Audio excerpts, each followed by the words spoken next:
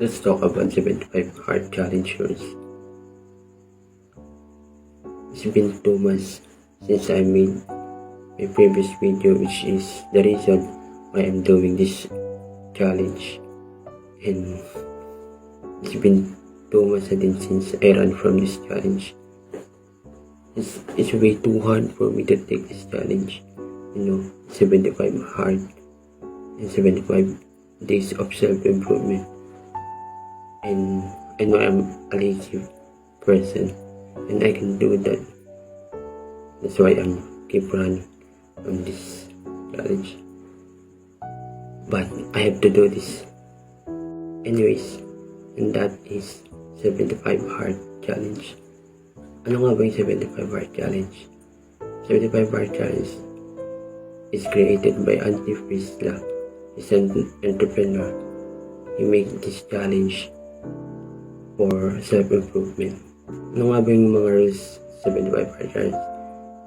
There's 5 rules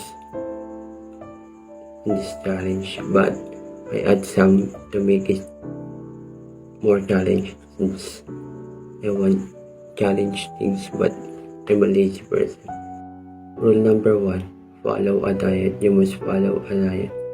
Make a meal plan and do a calorie deficit. Rule number 2, do 2 workout in a day. 1 from the outside and 1 from inside. What do I mean by that? Outside, do 45 minutes workout. Is either maglakad ka or mag-jogging ka. From inside naman, 45 minutes workout. Is either sa gym or sa sarili mong room. For me, I don't have confidence to go to gym. So, I do a home workout. And rule number 3 naman is drink 3 gallons of water in a day. This is the hardest one. Rule number 4. Read a non-fiction books. It's not a manhwa or manga.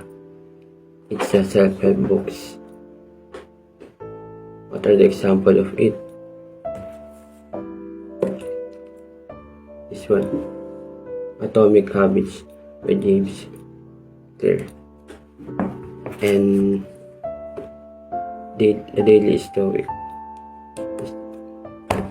and the most that David Goggins made, Can Hurt Me by David Goggins. And there's more books.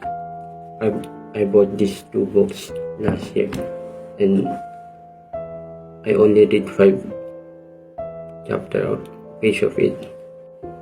I hate reading books. Ni-influence lang ako dati sa classmate ko. I hate reading books because it's boring. It's boring to read. But the knowledge you gain from this is powerful. Rule number 5. Take a progress photo every day.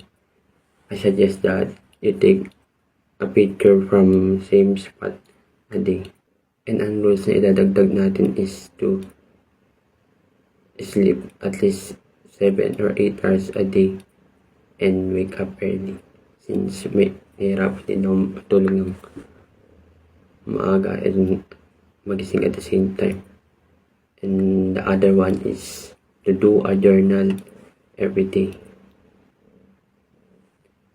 And the last one is meditation. And kapag may na-miss ka, isang rules doon, back to day 1 ka ulit. And yun yung pinakamahirap dun sa challenge na yun. Anyways, starting from December 1, tomorrow, November 25, I'm gonna do this challenge. And if you want to see my journey, just follow me. And if you don't, just scroll. See you tomorrow. Goodbye.